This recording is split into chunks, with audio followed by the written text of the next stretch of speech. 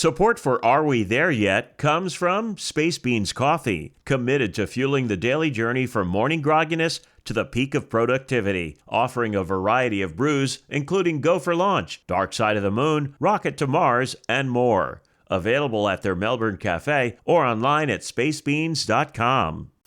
Untold stories from the Apollo program and a look ahead at some upcoming NASA science missions.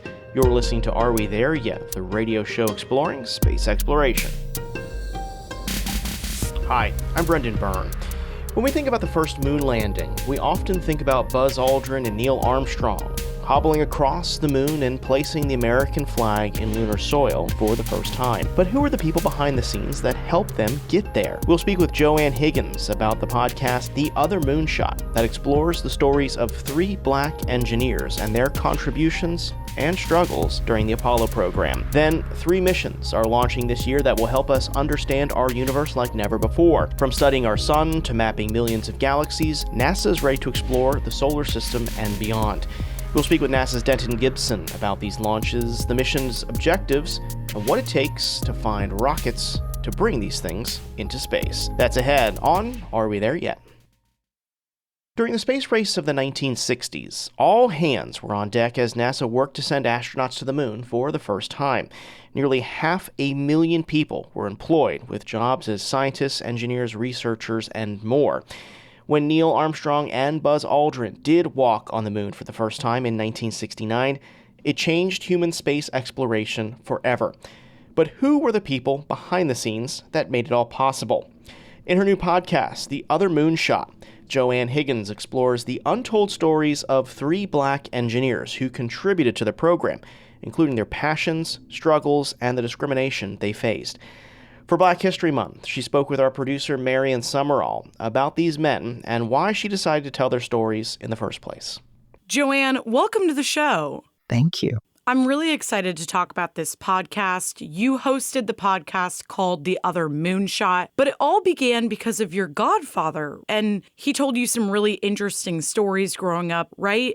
I was visiting my godfather in the hospital, and a colleague of his that he had worked with came to visit, and they started talking about the Apollo program. And I hadn't really recalled him specifically telling me as I was growing up about the Apollo program. He talked about aerospace in a very general way. But this day, they were just talking about it like 2 old buddies, and I thought, wow, I had no idea. And so I recorded them right there in the hospital room. And then I listened to it a couple of days later, and I thought, wow, I didn't really learn about this part of the aerospace program in school. And I certainly didn't realize that my godfather actually had anything to do with going to the moon. So I thought, well, if I don't know, maybe other people don't as well. And I thought this might make a wonderful podcast. And your podcast is a 4-part series that highlights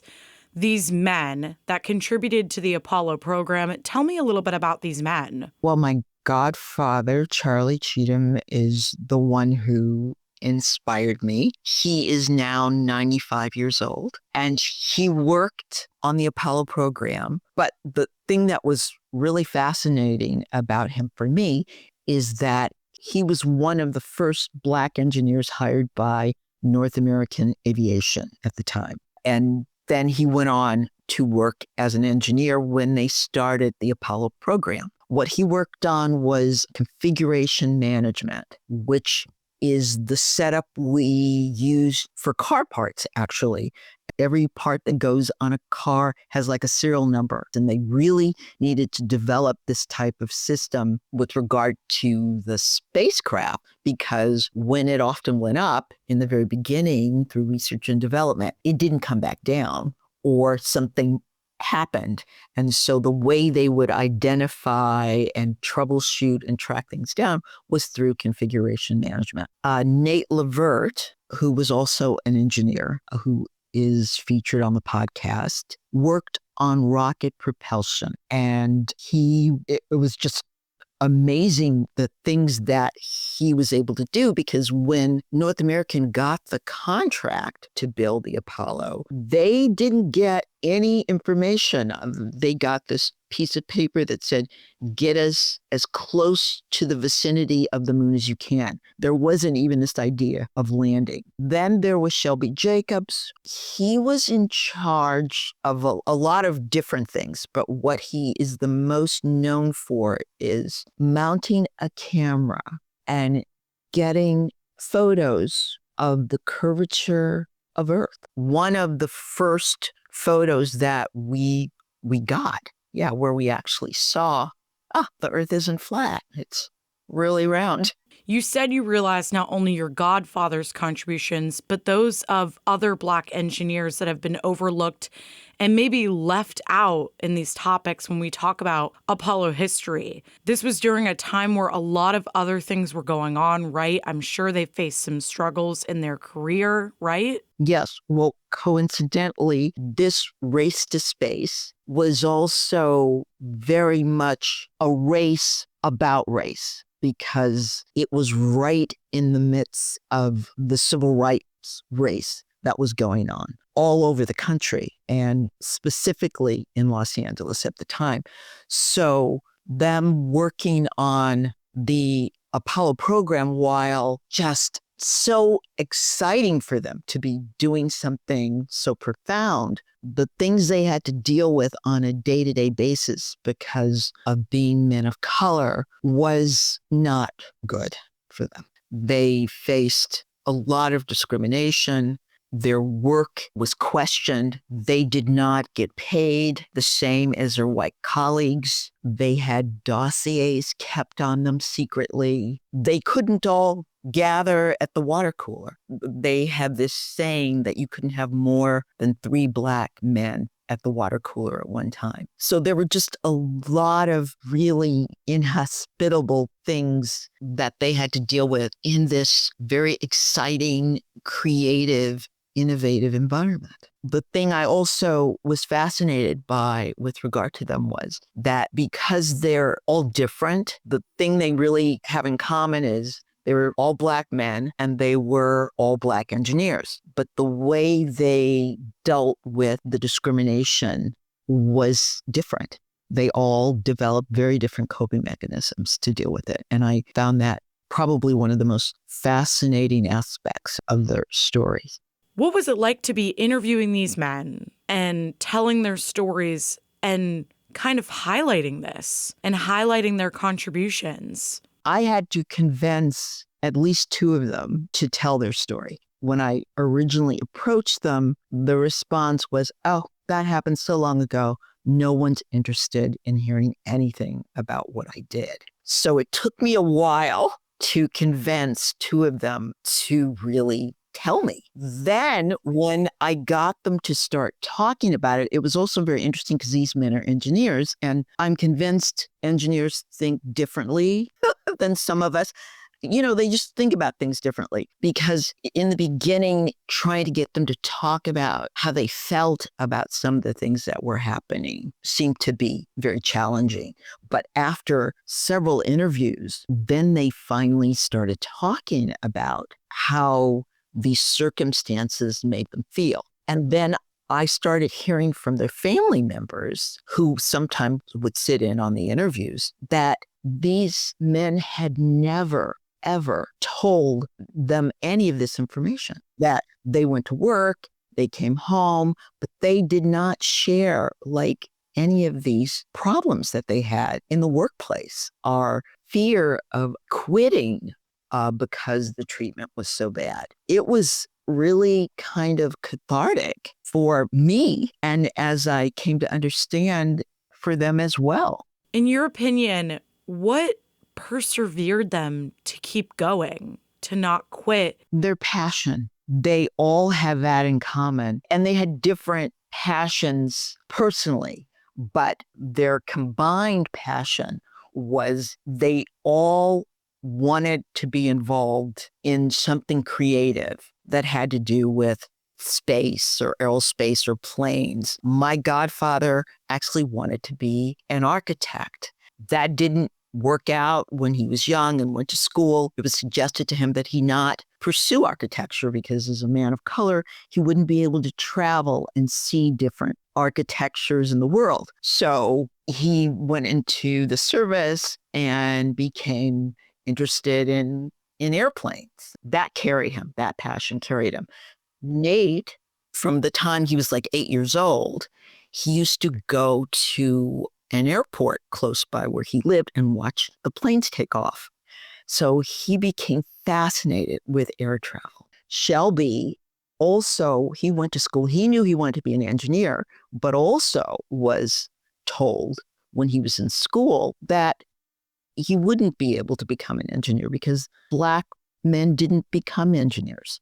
But he had this passion for it. And so they all really defied what they were told and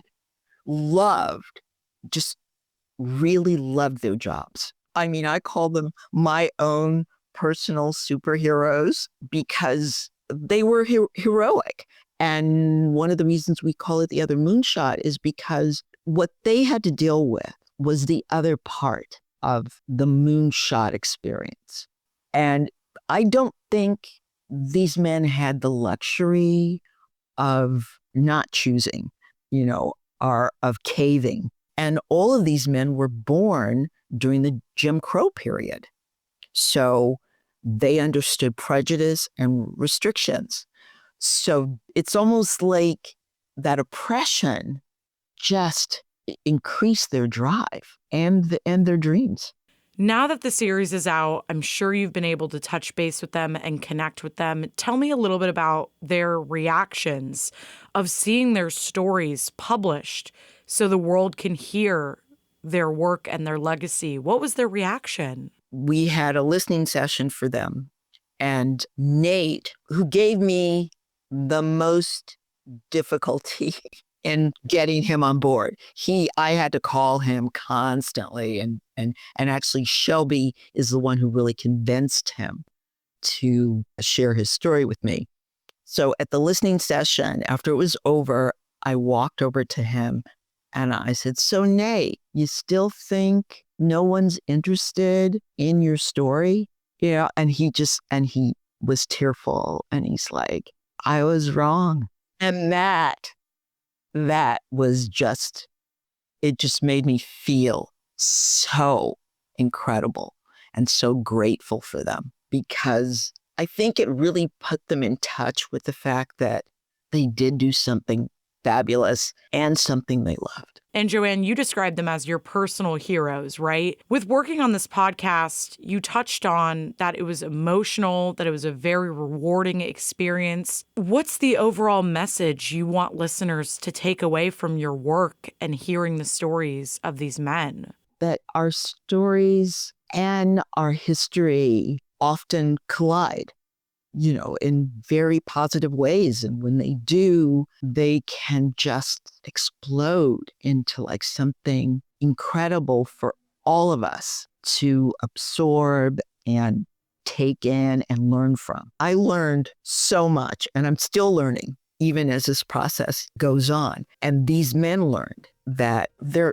kind of special. I think for the takeaway is, one, there are so many stories around us, and if we look and listen, we'll find them. And some of them are worth telling. Joanne, thank you so much for joining us. We've been speaking with Joanne Higgins. She's the host of the Other Moonshot podcast. Joanne, thank you so much for joining us. Well, thank you. The Other Moonshot podcast can be found on Apple Podcasts, Spotify, or wherever you stream podcasts, just like this one. Still to come, how do you map millions of galaxies? With SphereX, of course. It's going to be really looking at the different light spectrums of the galaxy and collecting a lot of data on the origins of the universe. How one space observatory is scanning the skies, and how it's going to get there. That's ahead on Are We There Yet?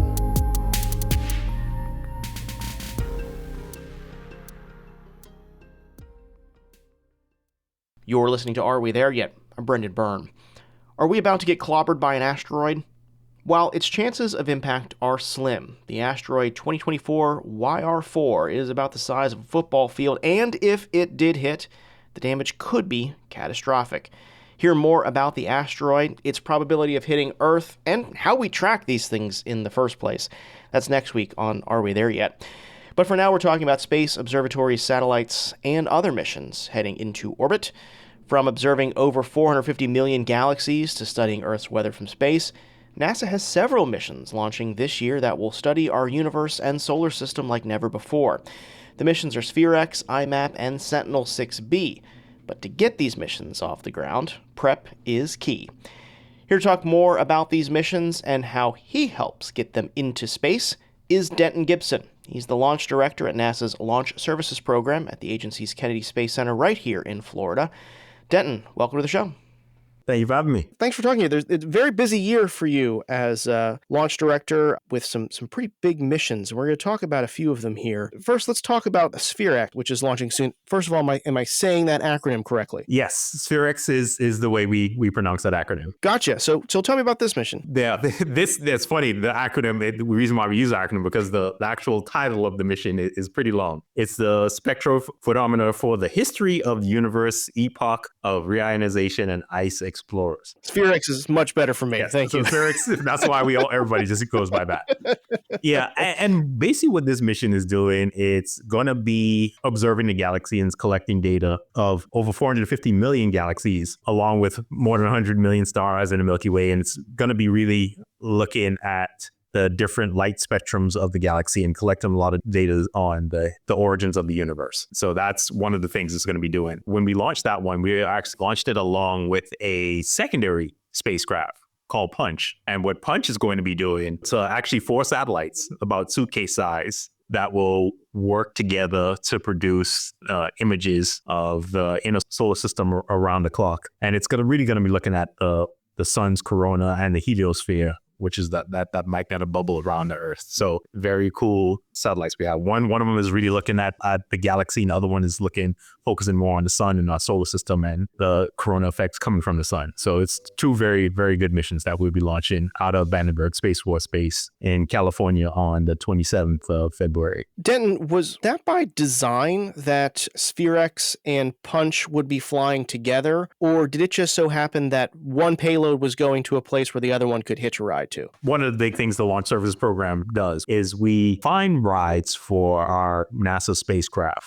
We try to find the appropriate rocket who has the capabilities of delivering the spacecraft safely to a particular place on orbits.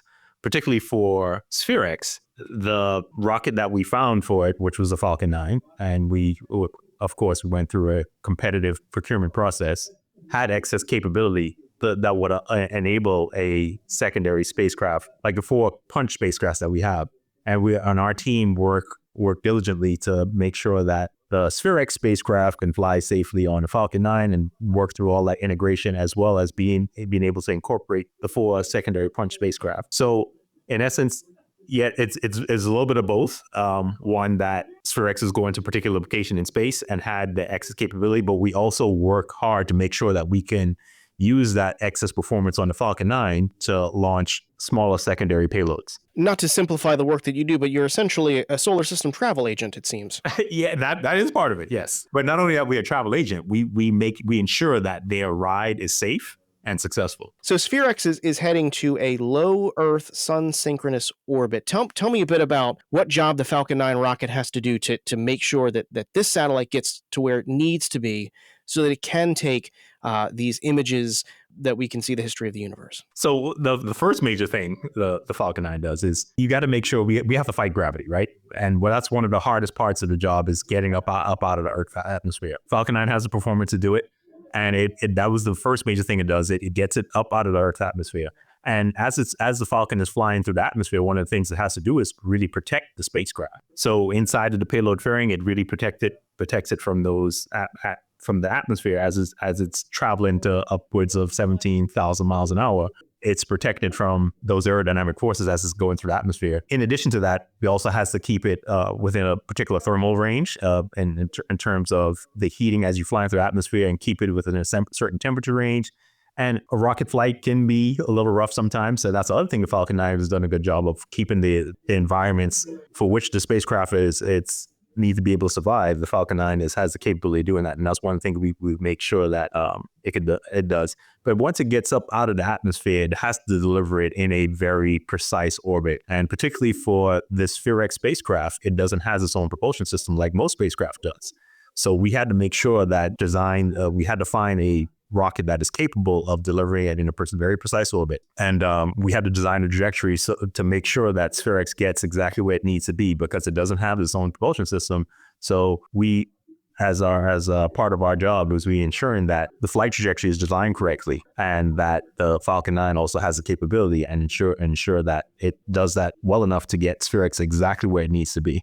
Denton, I remember speaking to some of your colleagues at LSP about those trajectories, and especially with this one not having any propulsion, it's got to be in this pinpoint accuracy there. Do you have multiple trajectories mapped out for multiple launch times should something get delayed out at Vandenberg Air Force Base? Yes, absolutely. So that's one of the things our team does, is we look at all possible scenarios and ensure that we are capable of doing this mission if we were to have a delay for any reason. And so our team would go and look at, okay, for over the next month, what launch opportunities can we possibly do, and making sure that we have a good flight solution that could allow us to launch just about any day of the month. Fascinating stuff and very intricate math. So thank you for doing it. Oh, absolutely. So, all right, let's come back to my side of the country at Cape Canaveral. IMAP, the Interstellar Mapping and Acceleration Probe, that is launching as well. What's exciting about this mission? So this one's another exciting one. As you said, it's going to do that interstellar mapping, and it's another one that's kind of looking at that heliosphere, right? So we just talked about what their punch is doing, and now IMAP is really more or less looking at that magnetic bubble around Earth, that how we are protected from those solar winds and that space weather that the Earth encounters all the time. I mean, if you were around last year and we had that significant solar event where we were seeing the aurora just about everywhere on the planet, this is kind of things that IMAP will be looking at, is that bubble that is protecting us from a lot of the solar winds, etc. So that's definitely something that is interesting to me. And this is another one where we're going to have a secondary a very good secondary on top of that is our space weather follow-on mission, which is a very good NOAA satellite that's going to be launching as a secondary along with IMAP. Is basically a NOAA satellite that'll be looking particularly at space weather. And I know every time I say space weather, some people think, oh, there's weather in space? Yes, there absolutely is weather in space. I know you're probably well aware of that, but the average person typically is shocked when I tell them we do have weather in space. Denton, what else is launching with IMAP? Is there also a secondary payload, much like SphereX? Yes, IMAP has two secondary payloads, actually, Swiftwind and Corellas. Denton, what rocket is IMAP riding to space in? IMAP, actually, as a matter of fact, all three of our missions this year will be flying on a Falcon 9 with a previously flown booster, and the Falcon 9 will take all three of I should say all three, because SphereX, we have a primary with four secondaries, and then on IMAP, we have a primary with one secondary. And Sentinel-6 will be flying by itself. So Falcon 9 rockets, it's with their reusable first stage. We'll be flying previously flown first stages on all of those with a new second stage. And of course, at this point, we'll put the payload fairing to protect us as we fly through the atmosphere. So those are the launch vehicles we'll be using for these three missions this year. And as you mentioned, space weather affects so many things down here on Earth, like our power grids, our communication systems as well. But I'm also assuming it informs how you go about doing your job as well in launching payloads, right? So this satellite that you are helping launch is going to help launch future satellites by providing detailed space weather for future launches, right? Yes, absolutely. Because space weather is a big thing that we have to monitor when we're getting ready to launch. Because if there's a major solar event going on and there's a significant radiation just outside the atmosphere, we may decide to launch on another day to avoid that, because it really impacts a lot of satellites. So yeah, that's absolutely something that is very important for us and future launches. Well, hopefully the space weather is good for that launch, and we can see it launching from Cape Canaveral. and the regular weather too, right? The earthly weather is also very important. Speaking of terrestrial weather, another payload that you're responsible for launching this year, Sentinel-6B. Tell us about this one. Oh, Sentinel-6B. So actually this one is a second of that. And I mean, technically it's been a series of Sentinel-6 ones. And we do have some counterparts, our European counterparts, who's helped us out with this mission. And this is another series of Earth observing satellites that will help us kind of understand the Earth's atmosphere and the Earth's terrestrial weather as well. So, and that's another big one, because there's been a series of we launched Sentinel-6 MF a couple years ago, and this will be another one. It's actually identical to that one. So this will kind of be a sister satellite to that one, which will also help us better understand the Earth terrestrial weather. All three of them are flying on reusable boosters. I know part of your job is assessing the risks that go into a space flight for a particular payload on a particular rocket. Is having a reused booster, does that give you greater peace of mind, or is there more concern that it's been flown before? One of the things we did as a program is we looked diligently at the Falcon 9 as well as the previously flown boosters. So our team has worked rigorously with SpaceX to ensure that whether it's a first flight or one that's previously flown, it's still safe and does not increase risk to our NASA spacecraft. So our team has worked to that, and we are comfortable with a new booster as well as a previously flown booster. And like I said, we've done a lot of work to understand it and understand where the risk is and buy down as much risk as possible for our mission. Finally, Denton, I want to talk, your job is finding rides to orbit and beyond for these scientific and technical payloads on rockets. It seems we're getting more and more rockets coming online and available to NASA. Does this make it easier for you to have a bunch of different rides to space, or is it an abundance of riches and it's very difficult to pick what rocket is going to be getting what payload? I would say we always want different rockets out there, because one, it's nice to have some competition, and two, it provides different capabilities. And that's always nice because we have such a wide range of spacecraft that we try to get launched. And it's nice to have a variety of rockets with different capabilities and sizes, et cetera. So it allows us to not only that, kind of we also helps us to promote the U.S. commercial space industry as well by having it. And competition is always good for taxpayers. It allows us better, cheaper rides. So that's always a good thing for taxpayers. And we always work diligently to help our commercial industry, to help foster that commercial industry. When we have more rockets, we have more capability out there. It could get challenging at times, but for the most part, we look, that is what we want, and that's what we try to foster, and that's what we look forward to, is having an abundance of riches when it comes to different commercial launch vehicles. Well, you keep putting stuff in space, because we need stuff to talk about on this show. So I appreciate the work you do. We've been speaking with Denton Gibson. He's launch director in NASA's Launch Services Program at the agency's Kennedy Space Center here in Florida. Denton, thank you so much for joining us. No problem. Happy to be here. That's going to do it for this week's show. If you're not already, be sure to subscribe to the show's podcast feed so you never miss an episode. Do that on Apple Podcasts, Spotify, the NPR app, YouTube, really wherever you get your podcasts. You can stay connected with the show. Follow us on social media. Our handle is AWTY Space. Are we there yet, Space? Get it. We're on Instagram and Facebook for right now. And if you've got an idea for a future episode of this show, or you want to join us as a guest, well, we're here to listen. Email us, arewethereyet@cfpublic.org. More space coverage is on our website, cfpublic.org/space. Are We There Yet is a production of Central Florida Public Media.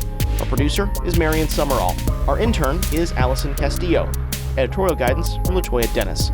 Support for Are We There Yet comes from our listeners. Until next week, I'm Brendan Byrne. Thanks for listening.